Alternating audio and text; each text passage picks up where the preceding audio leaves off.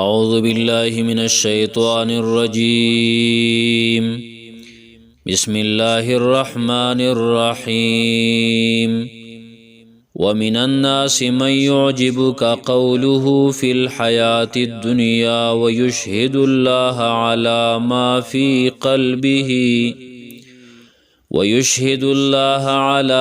في قلبه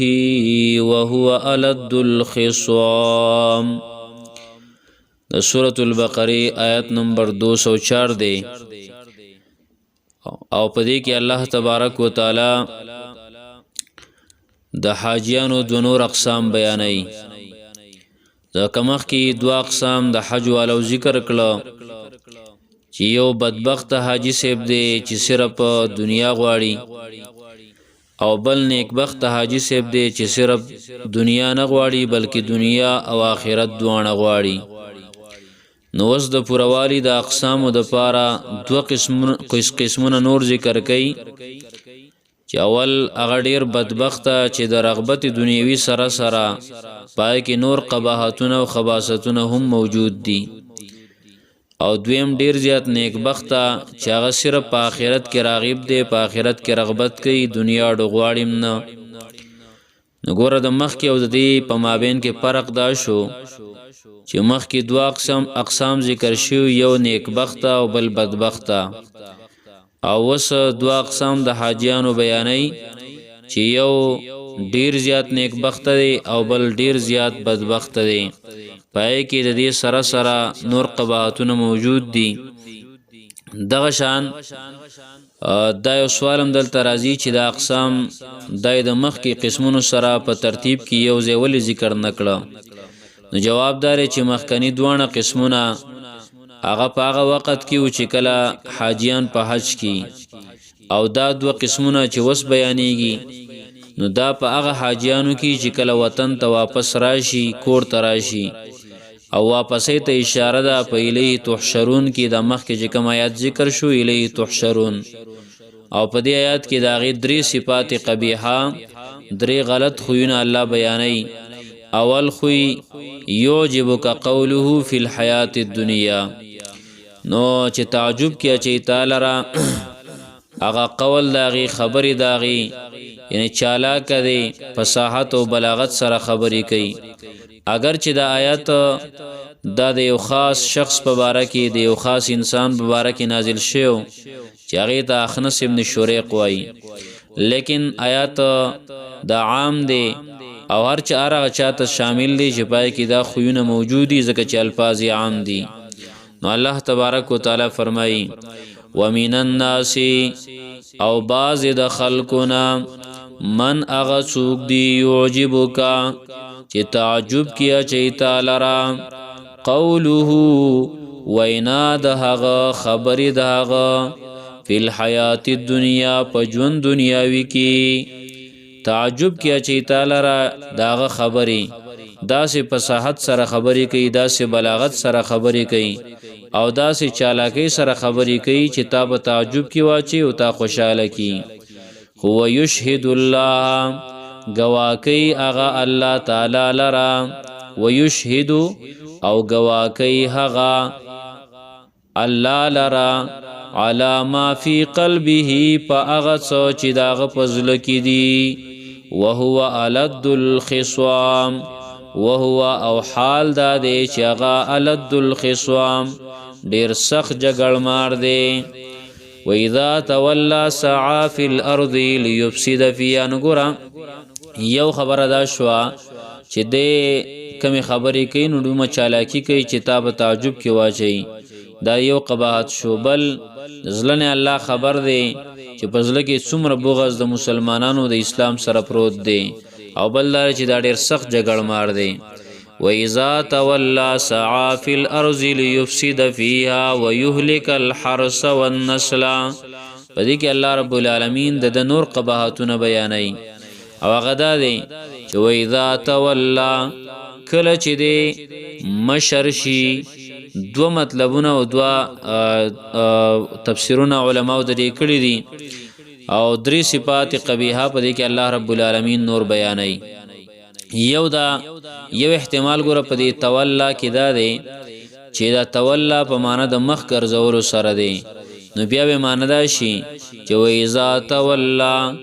کله چې د مخ واړی سعا فی الارض نو کوشش کوي پزمکه کې لیفسد فیها چې فساد خور کی په دې زمکه کې دلته معنا دا شو چې مخ واړی د مخ اړولو نه څه مطلب چې ستا د مجلس نه لاړ شي ستا د خوا نه لاړ شي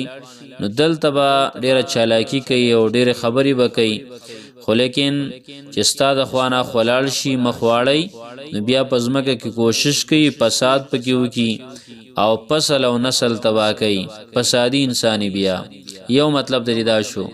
دویم احتمال په دې کې دا چې تولا دا د ولایت نه دی مطلب دا چې کله دته څه ذمہواری میلاو شي مشري ورته میلاو شي څه گورنر شي نو اذا تولا کله چې دی مشر شي سعا فی الارض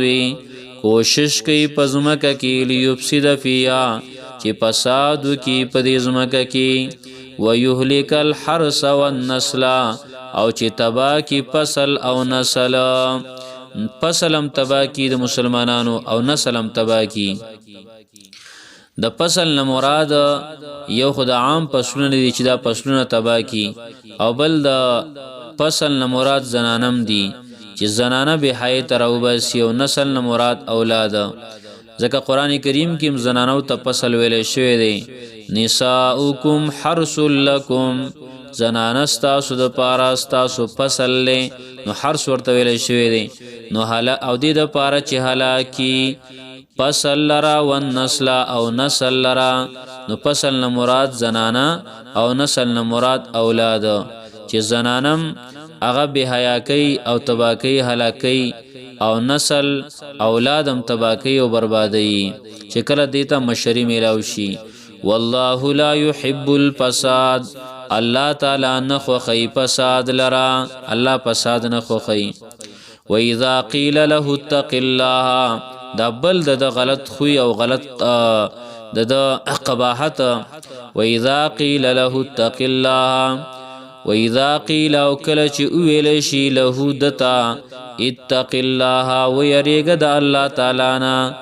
اخذته العزه نراون سیدلر غیرت بالاسم په کولو د ګنا بی خامخا کی غیرتی جوړ شي او ګنا وای ځای کوما او جهنم ته لاړ شمزین خلق وای کنه وای په پلان کې باندې که جهنم ته زمونو دا کار وکوم وای دا زما پختو دا زما غیرت دی نو الله وای کله چې ته څوک وای چې د الله نه وای دی دا کار مکوا نو دې نسی غیراونه سیدلر غیرت په ګنا په کولو د ګنا باندې فحسبه جهنم نو پورا دې د لپاره جهنم په جهنم بسمیږي د غیرتی وګوره دا په معاشره کې ډیر داسې خلک شته کته د مسلمان سره خبرې بندول ګناه ده او مکوا دی وای پلان کې سره خبر نه کوم که جهنم ته بيزم نه لاړ لشم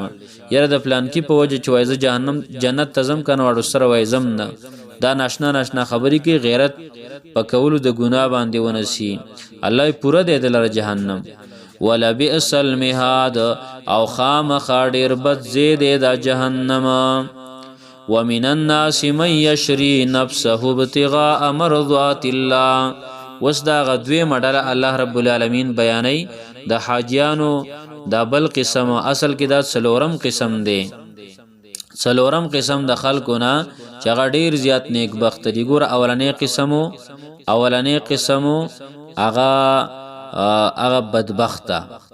ډیر بدبختن الاول لګ بدبخته او هغه داو چې صرف دنیا غواړي بس حج لاله شو دنیا غواړي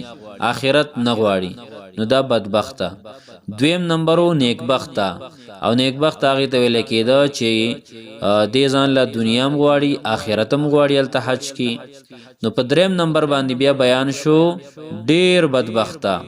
اشقا مخکې شقیو نو دا اشقا ډیر زیات بدبخته او هغه دی چې دنیا خو غواړي خو د دې صرف دنیا خو غواړي خو د دې سره